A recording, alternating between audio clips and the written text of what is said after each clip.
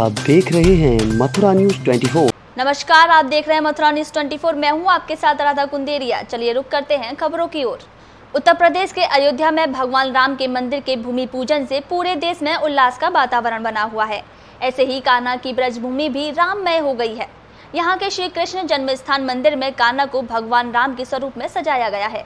कान्हा के हाथों में बांसुरी की जगह धनुष बाण और मोर मुकुट धारण करने वाला कान्हा आज कलंगी का मुकुट धारण किए हुए है। उन पर लाल रंग और केसरिया रंग की पोशाक अलग ही आकर्षित कर रही है। श्री कृष्ण जन्म स्थान के सचिव कपिल शर्मा ने बताया कि आज संपूर्ण विश्व राममय है। गोस्वामी तुलसीदास जी जब भगवान श्री कृष्ण के दर्शन करने आए तो भगवान कृष्ण ने उनको राम के स्वरूप में दर्शन दिए थे।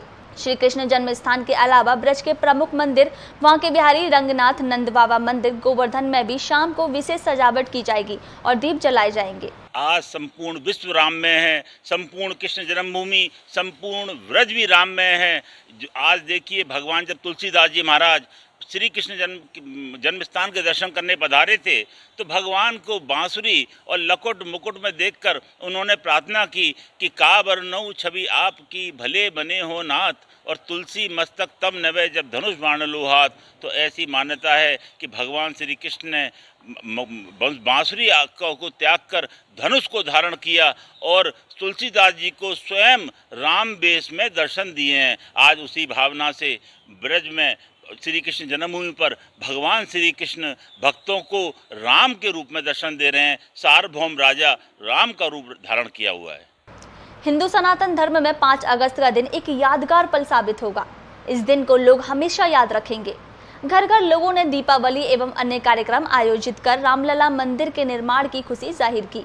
इसी श्रृंखला के चलते परिक्रमा मार्ग स्थित सुदामा कुटी आश्रम के महंत सुतीक्ष्ण दास महाराज के सानिध्य में महायज्ञ का आयोजन किया गया। इसके पश्चात उपस्थित लोगों ने राम अर्चन आयोजन किया तथा निर्भीक रूप से राम मंदिर का निर्माण हो ऐसी भगवान से प्रार्थना की। इस बारे में जानकारी देते हुए महंत सुतीक्ष्ण दास महाराज ने बताया, रामलला का मंदिर के शिलान्यास समारोह और भूमि पूजन का, इस पर आप क्या कहेंगे? आज सभी देशवासियों का सौभाग्य है, सभी सनातन धर्मावलंबियों का सौभाग्य है। चिर इच्छा सबकी पूरा हुआ। जो भी भारतवर्ष में जन्म लिया, सबकी इच्छा है कि प्रभु श्री राम का मंदिर बने, भव्य मंदिर बने। लगभग 500 वर्षों का जो प्रतीक्षा है, आज भगवान राम जी की ही कृपा से सबका प्रतीक्षा खत्म हुआ और बड़े धूमधाम से श्री धाम अवध में आदरणीय प्रधानमंत्री मोदी जी के करकमलों द्वारा, अन्य सभी महापुरुषों के करकमलों द्वारा, उनके सानिध्य में भूमि पूजन सानंद संपन्न हुआ। उसके उपलक्ष्य में पूरे भारतवर्ष में और देश विदेश में सभी जो भगवान के भक्त हैं, भगवान राम के जो भक्त हैं, सभी हर्षोल्लास से पूर्वक जैसे राम जन्मोत्सव मनाते हैं, जैसे भगवान राम लंका में विजय प्राप्त करके अयोध्या धाम पधारे थे, राजगद्दी समारोह हुआ, उसी उल्लासपूर्वक पूरे भूमंडल आज उत्सव मना रही है। स्वर्ग में देवतागण भी उत्सव मना रहे हैं, पृथ्वी पर सारे लोग उत्सव मना रहे हैं। आज सुदामा कुटी में भी, श्रीधाम वृंदावन सुदामा कुटी में भी पूज्य श्री बड़े महाराज जी की कृपा से श्री राम यज्ञ आज प्रारंभ हुआ और श्री लाल जी का सहस्त्रार्चन, भगवान श्री राम का सहस्त्रार्चन हुआ। दिव्य आभा देखने को मिला।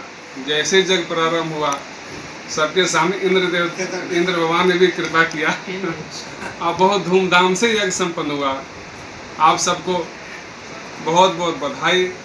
राम जन्मभूमि महोत्सव के उपलक्ष्य में आप भी सब आज शाम को रात्रि में सब घर घर दिवाली मनाएं, घर घर सब पटाखा छोड़ें, रात में सब उत्सव होगा।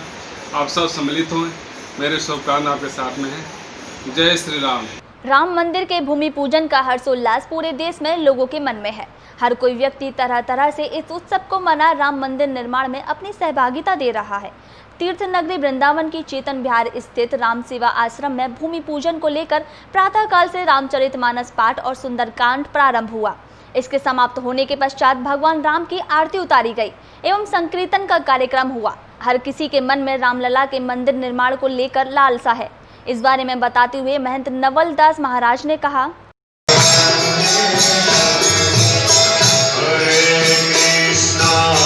हरे कृष्णा कृष्णा कृष्णा हरे हरे हरे। भगवान की जय। भगवान की कृपा से अयोध्या धाम के अंदर भगवान राम का मंदिर बनने जा रहा है। उसका आज 12:15 बजे हमारे माननीय प्रधानमंत्री श्री नरेंद्र मोदी जी उसका शिलान्यास करेंगे। इस मंदिर के लिए कम से कम राम भक्तों ने लगभग 500 वर्षों से सर्विस करते आ रहे हैं। इन्होंने बलिदान दे दिया है। यहाँ पर 1 लाख से ज्यादा नहीं। हमारे सामने जब नया सिकंदर जब भूमिपूजन हुआ वहां पर ढांचा टूटा, उसमें वही था। उससे पहले गुलामी सरकार के अंदर कार से मारे के उसमें वही था। मैं वामदेव जी महाराज हमारे मुख्य अग्रगण्य थे। उसके अंदर नेताओं का, संतों का, सभी का वो नेतृत्व कर रहे थे। उसमें वहां पर भगवान राम हैं सारे विश्व के आदर्श पुरुष। भगवान राम ने त्याग, सेवा और प्रेम के द्वारा जीवन जी करके सारे विश्व को संदेश दिया कि अपने माता पिता की आज्ञा किस प्रकार से करनी चाहिए। आज्ञा पालन की। दशरथ ने कह दिया कि आपको 14 वर्ष का वनवास है। तो उस बात को लेकर के सबने समझाया कि दशरथ जी कह रहे हैं लेकिन हम सब नहीं चाहते, आप ये लो, आप राजा बनो। लेकिन भगवान किसी बात नहीं, गुरुदेव ने सबने कहा कह रहे दशरथ, लेकिन भगवान राम तो पिता ही आज्ञा मान करके दूसरे दिन और वनवास के वस्त्र धारण करके। प्रदेश सरकार द्वारा विद्युत उपभोक्ताओं के लिए चलाई गई तमाम बकाया को लेकर योजनाएं धराशायी होने के बाद विद्युत विभाग द्वारा अब नया तरीका इजाद किया गया है। ग्रामीण क्षेत्रों में करीब 27 करोड़ की बकाया वसूली करने के लिए विभाग ने अब ग्राम प्रधान और सेक्रेटरी की सहायता से बकाया वसूली का नया तरीका निकाला है। विभाग का 27 करोड़ का बकाया है, जिसमें सबसे ज्यादा बकाया आकोस ग्राम पंचायत का बताया जा रहा है, जिस पर करीब 9 करोड़ का बकाया है। इसको लेकर अब ग्राम प्रधान और सेक्रेटरी की मदद से बकाया वसूला जाएगा। यह जानकारी देते हुए दक्षिणांचल विद्युत वितरण निगम लिमिटेड के एसडीओ देवेंद्र तिवारी ने बताया, जी साहब, इस समय जो विद्युत बकाया चल रह गया है गाँव पर, उसके लिए क्या नई योजना आई है? अभी फिलहाल बीच में ट्यूबवेल की योजनाएं आई थी। ट्यूबवेल की योजना आई थी 31 तारीख को खत्म हुई है। इससे पहले ग्रामीण उपभोक्ताओं के लिए योजना थी, जिसमें ब्याज की छूट थी और किस्तों में जमा करने का भी प्रावधान था। अभी ये सारी योजनाएं खत्म हो चुकी हैं। अभी जो वर्तमान में योजना चल रही है वो ये है कि जिस भी फीडर का लॉस, लाइन लॉस 15% से कम हो जाएगा, उस फीडर को 24 घंटे बिजली आपूर्ति दी जाएगी। फिलहाल जो हमारे यहाँ बल्ले उपखंड के अंदर जो फीडर सेलेक्ट हुआ है वो बरौली उपकेंद्र से कचनौ फीडर है। वर्तमान में कचनौ फीडर का 91% लॉसेज है और 3 महीने में इसको उच्च अधिकारी द्वारा निर्देशित किया गया है कि 15% पे लाना है और 15% में लाने के बाद उनकी विद्युत आपूर्ति 24 घंटे हो जाएगी। इसके संबंध में हमने एक्चुअली लिस्ट बनाई है ग्रामवार, जिसमें उपभोक्ताओं का विवरण निकाला है। हर ग्राम में कितने उपभोक्ता 5000 से ऊपर हैं, कितने उपभोक्ताओं द्वारा जमा किया जा रहा है। तो ये पूरा एक लिस्ट बन के पूरा डेटा तैयार किया है, जिसका हमने एक एक कॉपी प्रत्येक ग्राम प्रधान को भेजा है बाई रजिस्ट्री के द्वारा कि उनको वो हमें सहयोग करें बकाया वसूली करने में। इसमें जो टोटल बकाया निकला है लगभग 27 करोड़ 55 लाख है, जो सारी ग्राम पंचायतों का जितना हमारा बकाया है। इसके संबंध में प्रत्येक ग्राम प्रधान को लेटर गया हुआ है कि उनके ग्राम पंचायत में कितना बकाया जा रहा है, कितने उपभोक्ता ऐसे हैं जो 5000 से ऊपर अमाउंट के हैं। और सबसे ज़्यादा जिस ग्राम पंचायत की बात करें तो वो अकोस ग्राम पंचायत है। जिसमें सबसे ज़्यादा बकाया है, लगभग 9 करोड़ रुपए अपोज ग्राम पंचायत में बकाया है। तो इसके अलावा 7 तारीख को हम बलदेव ब्लॉक में कैंप रख रहे हैं, कैंप ऑर्गेनाइज कर रहे हैं। इसमें सभी जो सेक्रेटरीज हैं, सभी ग्राम प्रधान हैं, जितने अवेलेबल हो जाएंगे, सबसे बात की जाएगी, क्योंकि काफ़ी जो कनेक्शन है, ग्राम प्रधानों वाले जो कनेक्शन है, ट्यूबवेल, पानी की टंकी, ये जो ग्राम प्रधान के नाम पर स्वीकृत किए जाते हैं, उनका भी बकाया बहुत है, लगभग करोड़ों रुपए में उनका भी बकाया है, उनका भी अभी कुछ वसूली हो नहीं पा रही है। तो इसी के संबंध में 7 तारीख को हम बलदेव ब्लॉक पे कैंप ऑर्गेनाइज करेंगे, जिसमें सभी सेक्रेटरी से वार्ता की जाएगी।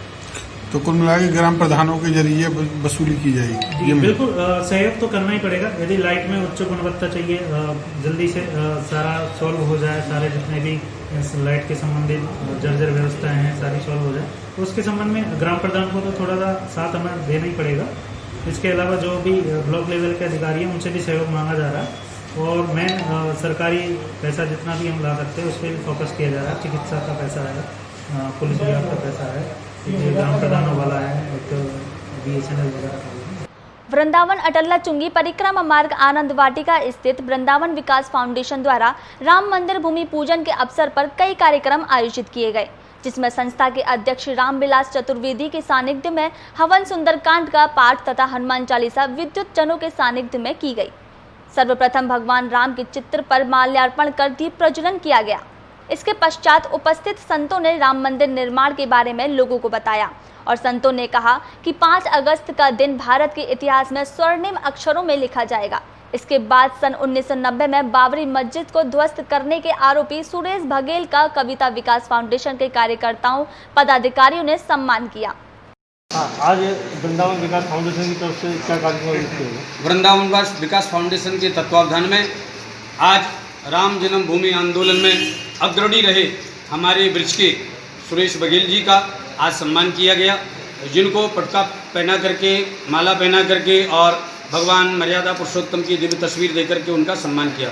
वस्तुतः ये हमारे लिए गौरव का विषय है, क्योंकि राम जन्मभूमि आंदोलन में जिन्होंने भी अपना समय प्रदान की समय दिया है, अथवा जिन्होंने भी अग्रगण्य होकर के अपने जीवन का परिवाह ना करते हुए भी राम जन्मभूमि के उस दिव्य आंदोलन में आगे से आगे बढ़ करके अपने प्राणों की भी आहुति देने के लिए तत्पर होकर के भी कार्य किया है, ऐसे लोग विशेष सम्मान के पात्र हैं।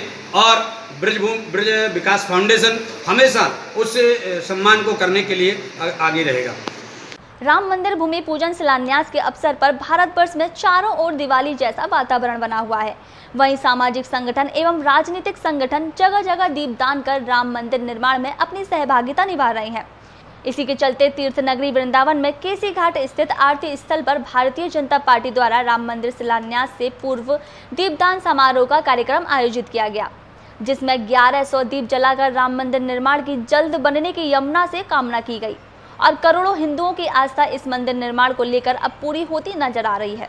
बुधवार को विश्राम घाट स्थित सीताराम मंदिर में स्वतंत्रता संग्राम सेनानी, जनसंघ भाजपा RSS के संस्थापक एवं दीनदयाल धाम फरय के संस्थापक श्री हरप्रसाद चतुर्वेदी के निवास स्थान स्थित सीताराम बाड़ा में बार एसोसिएशन के नवयुक्त पदाधिकारियों का स्वागत सम्मान समारोह संपन्न हुआ, जिसके बाद सुंदरकांड का पाठ और दीपदान किया गया।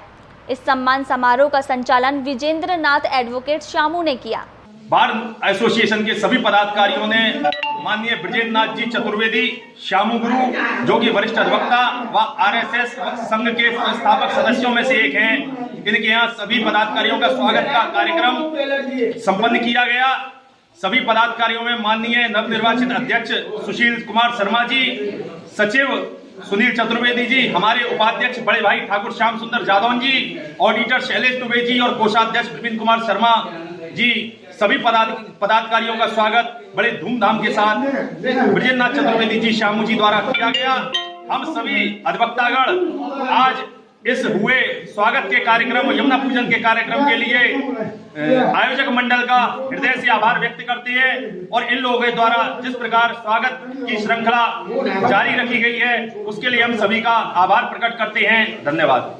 वृंदावन छठीगरा मार्ग स्थित श्री कृष्णा शरणम सोसाइटी में राम जन्मभूमि शिलान्यास के उपलक्ष्य में वृंदावन के भगवत प्रवक्ता मनोज कृष्ण शास्त्री के सानिध्य में विप्र समाज के लोगों को खाद्य सामग्री वितरित करने का कार्यक्रम आयोजित किया गया, जिसमें लगभग 51 ब्राह्मणों को खाद्य सामग्री वितरित की गई।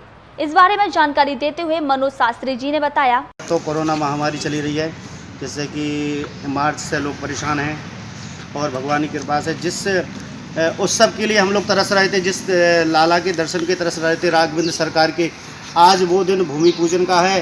तो ऐसा विचार आया कि ब्राह्मणों की सेवा की जाए। तो आज इसके अवसर पर हम ब्राह्मणों को 51 परिवारों को 5 किलो आटा है, 2 किलो चावल है, 1 किलो दाल है, 1 किलो चीनी है, 500 ग्राम तेल है, 1 नमक का पैकेट है, 250 ग्राम चाय की पत्ती है। ये परिवारों को संभव हो पाया है। अभी के लिए बस इतना ही। मुझे दीजिए इजाजत, फिर मिलेंगे नई खबरों के साथ। नमस्कार।